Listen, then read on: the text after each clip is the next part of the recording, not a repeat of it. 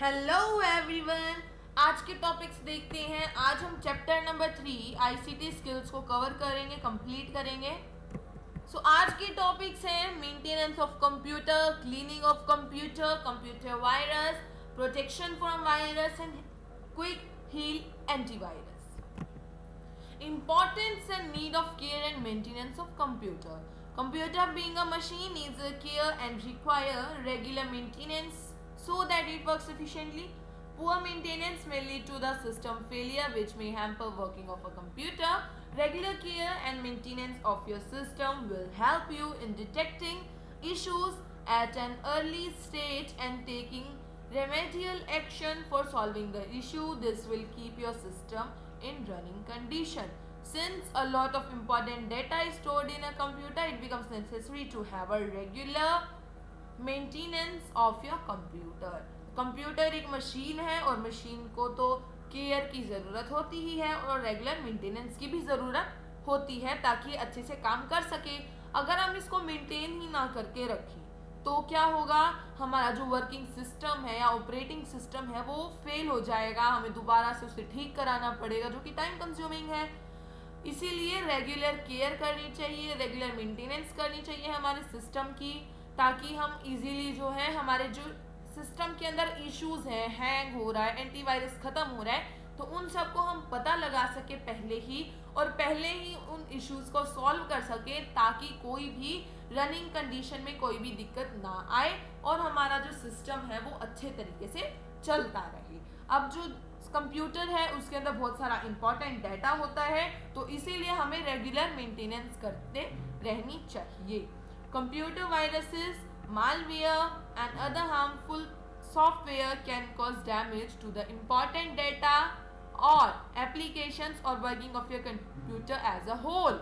The loss of data can be prevented by enabling firewall and installing a good antivirus software and updating it on a regular basis.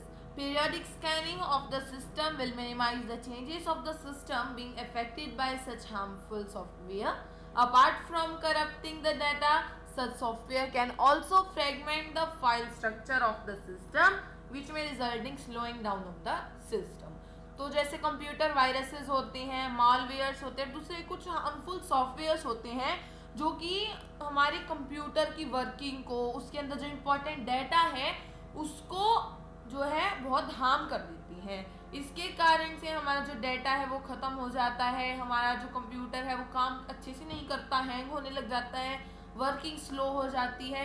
तो उसको prevent करने के लिए हम firewall या फिर कोई दूसरा जो अच्छा एक एंटीवायरस सॉफ्टवेयर हो जैसे कि क्विक हील है, मैकएफी है, इनको यूज़ हम कर सकते हैं और उन्हें अपडेट भी करते रहें ताकि हमारी जो कंप्यूटर है वो अच्छे से काम कर सकें, कोई उनके अंदर वायरस ना आए।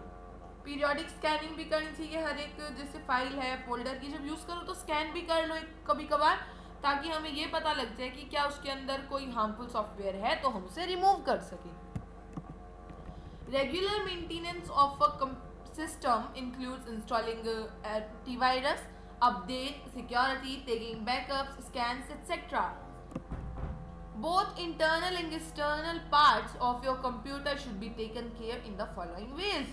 Keep the computer and its surrounding dust free.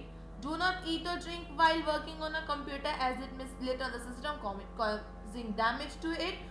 To keep the keyboard and mouse clean, make sure you clean your hands before using your system. CDs, DVDs, pen drives, external hard disk should be handled carefully so that it does not get damaged and you corrupt or lose your data. Keep your system covered when not in use. तो अभी हमने ऊपर एक word use करा था, regular maintenance करनी चाहिए। तो उसमें करते क्या क्या है, एक एंटीवायरस को इंस्टॉल करना, उसे अपडेट करना, सिक्योरिटी चेक करना, बैकअप्स चेक करना, अपनी फाइल्स को स्कैन करना, तो ये सब मेंटेनेंस में आते हैं। बट ये तो हमारी इंटरनल मेंटेनेंस हुई, एक्सटर्नल भी होती है और इंटरनल दोनों होती है। तो वो देखते हैं किस तरीके से हम कर सकते हैं। Keep your computer and its surrounding dust free, बिना किसी धूल मिट्टी कैसे रखनी चाहिए, क्लीन जगह पर रखें। कोई भी खाने या पीने की चीज़ ना लाएं कंप्यूटर के पास, क्योंकि अगर वो लैपटॉप पे, कंप्यूटर पे, पीसी पे अगर गिर जाता है तो सिस्टम के अंदर डैमेज आ जाता है। कीबोर्ड और माउस को क्लीन रखने के लिए हमेशा सिस्टम पर काम करने से पहले ये चेक करेंगे क्या आपके हाथ साफ हैं। Fourth one is CDs, DVDs हैं, पेन ड्राइव्स हैं, इन सभी को केयरफुली हैंडल करना चाहिए ताकि जो हमारा डाटा हो उनके अंदर अगर ये गिर जाते हैं, इन पर स्क्रैच पड़ जाता है सीडीज डीवीडीज पर, तो हमारा डाटा खत्म, लूज हो जाता है, करप्ट हो जाता है। तो इसलिए उन्हें केयरफुली हैंडल करना चाहिए। एंड हमारे जो सिस्टम है उसको किसी बैग में या फिर अगर पीसी है तो उसको कवर करके रखना चाहिए ताकि वो सेफ रहे और उस पर मतलब जो धूल होती है वगैरह, मिट्टी उस पर ना जमे। Cleaning the components of the computer, हमारा जो कंप्यूटर के कंपोनेंट्स हैं उनकी जो यूज़ करने की लाइफ होती है उनको इंक्रीज करने के लिए हमें उन्हें प्रॉपर्ली उनके साथ केयर रखनी चाहिए और उनको मेंटेनेंस भी देखनी चाहिए। मान लो कि जो हमारी केबल है वो डैमेज हो जाए और हम उसे यूज़ करते जा रहे हैं, वो हमारे आगे सिस्टम को भी डैमेज कर सकती है। फैन है सीपीयू का या फिर पावर सप्लाई है, अगर वो ब्लॉक हो गए हों तो वहाँ पर जो हीट वो आगे पास करता है फैन जो होता है सीपीयू का, और वो अंदर ही रहती जाएगी, डस्ट अंदर ही रहती जाएगा, तो जो हमारा सिस्टम है वो इजीली फायर भी कैच कर सकता है। इसीलिए कंपोनेंट्स की रेगुलर इंस्पेक्शन करते रहनी चाहिए, रेगुलर मेंटेनेंस करनी चाहिए और प्रॉपर उनका टेक केयर करना चाहिए। As we know that computer is an electronic device, we must take care of some of the precautions while cleaning it and its components which are under.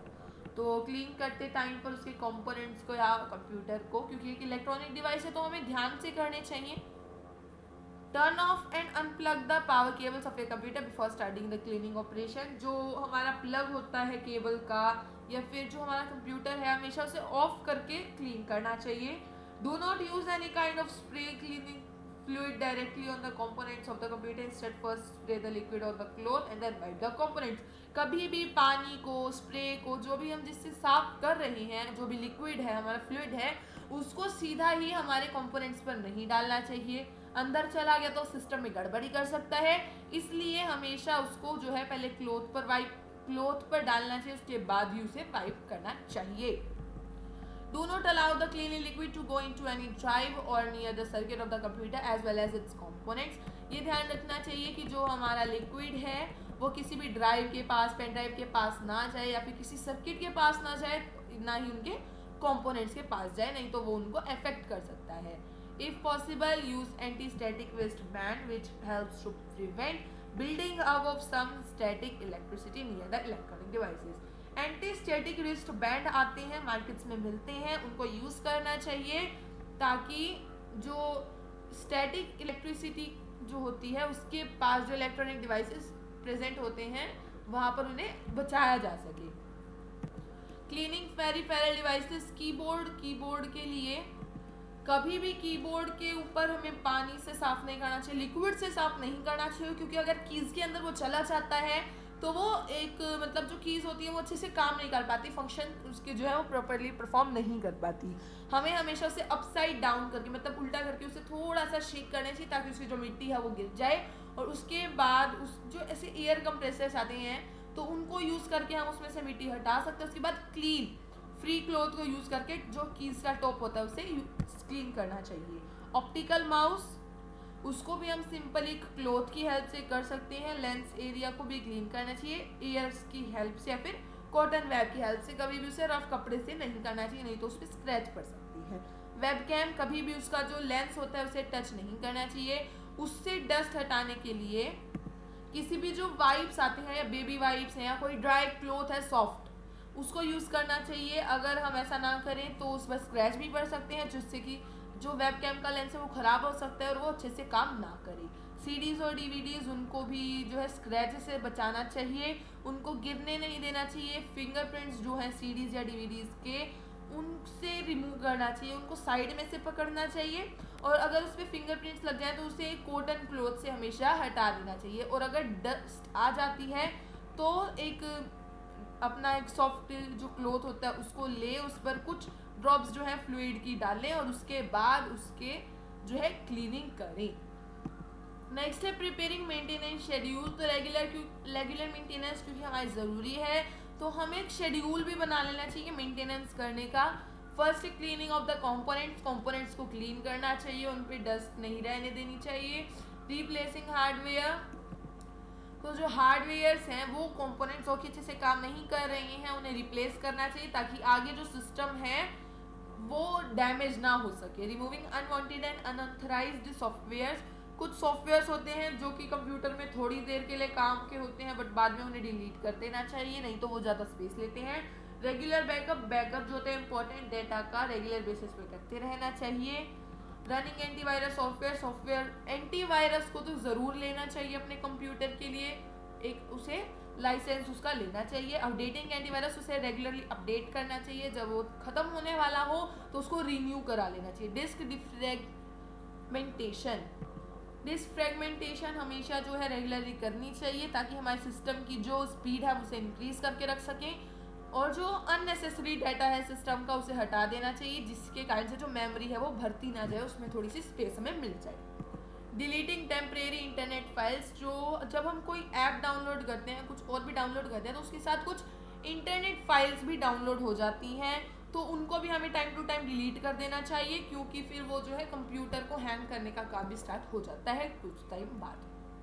अब जब हम maintenance कर रहे हो तो कुछ डूज एंड डोंट्स भी होते हैं, तो क्या कभी भी उसके पास फूड आइटम नहीं रखना चाहिए, जो भी केबल्स और कोड्स हैं उन्हें कभी भी मैसअप नहीं रखना चाहिए, वेंट्स को ब्लॉक नहीं होने देना चाहिए, ये जो जहाँ से गर्म हवा निकलती है कंप्यूटर लैपटॉप्स में से उसको ब्लॉक नहीं होने देना चाहिए। हमेशा कंप्यूटर को प्रॉपरली जो है टर्न ऑफ करना चाहिए, प्रॉपरली टर्न ऑन करना चाहिए। जो कंप्रेस्ड एयर होती है उसे डस्ट रिमूव करने के लिए यूज़ करना चाहिए। हार्डवेयर और सॉफ्टवेयर को जो होता है अपडेट करते रहना चाहिए ताकि हम उनकी परफॉर्मेंस को जो है वो इंक्रीज कर सकें।